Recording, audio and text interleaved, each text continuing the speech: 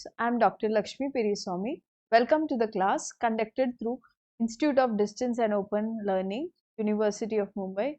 In your previous lectures, you must have learnt about foundations of sociology with concepts like social imagination, theories, careers in sociology.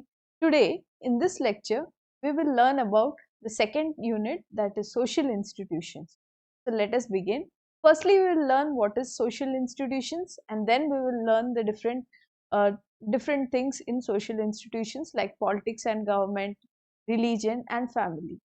So here, this topic is very useful for you when you are studying for your competitive exams, from even when you are doing your masters also. These concepts will be again and again, it will come till the time you are studying sociology. So this chapter is very useful for you.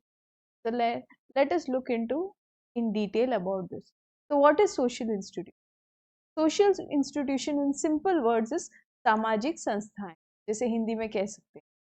और different authors have discussed about it, like Houghton and Hunt.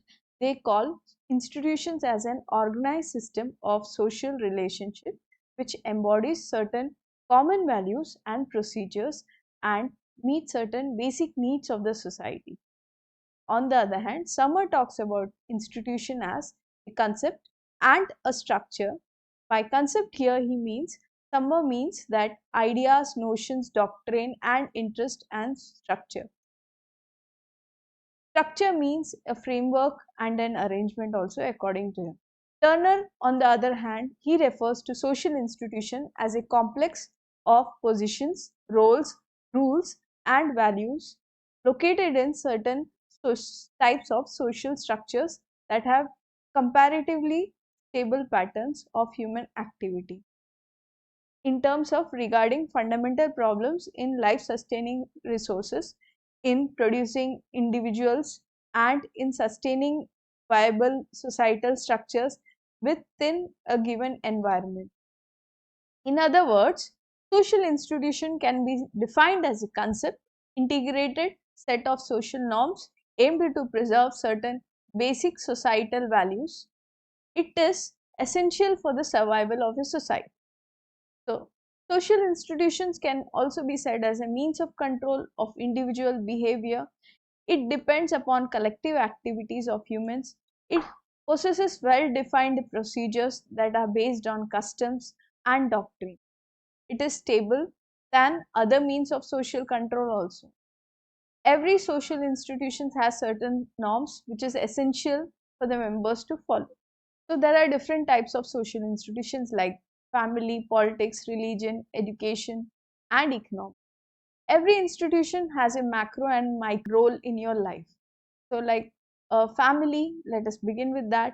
So family determines kinship and basic socialization patterns. It teaches values, rules.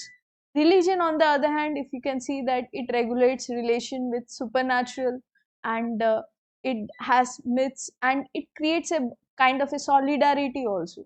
Economic, on the other hand, it leads to production and distribution of goods and services. Political and government, it regulates access and uses legitimate power and authority. Education, on the other hand, it becomes a mean through which transmission of knowledge takes place from one generation to another. So these are the different types of social institutions. In this chapter, we will specifically look about political, family and religion only. Okay. So now let us look what are the different function of institution is.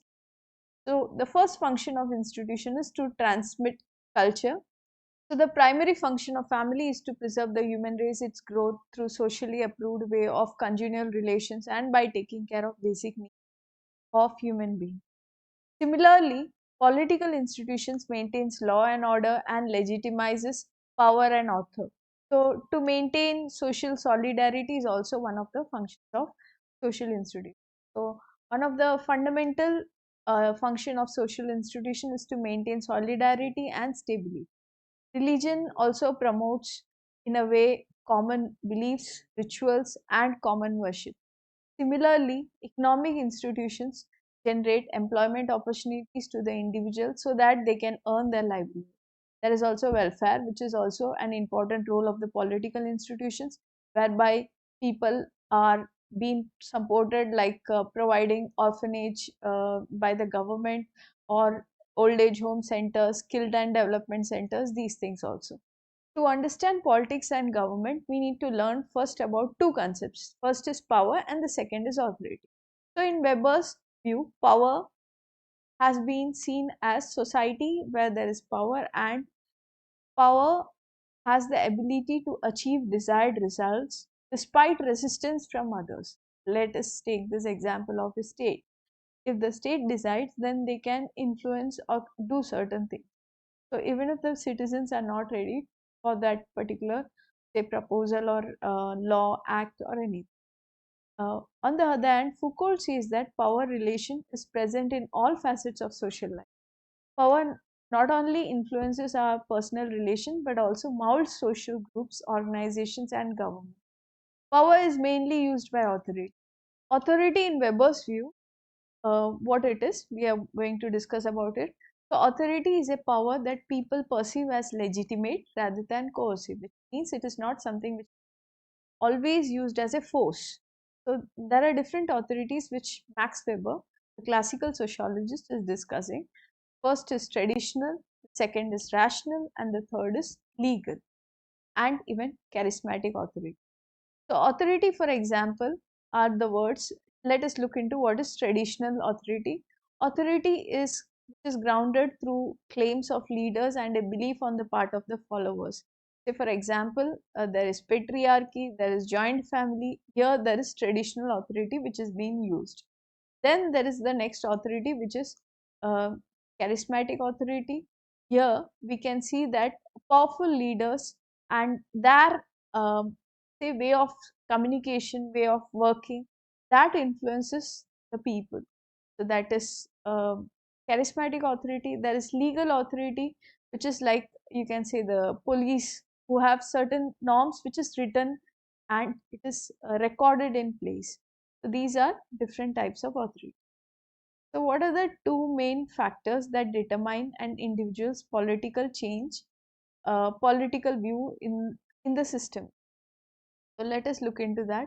And before that, we will also look into the government and what is the role of government. Government is a formal organization that gives directions to the political life of the government, demands compliances from its people. It does not openly use threat on its people.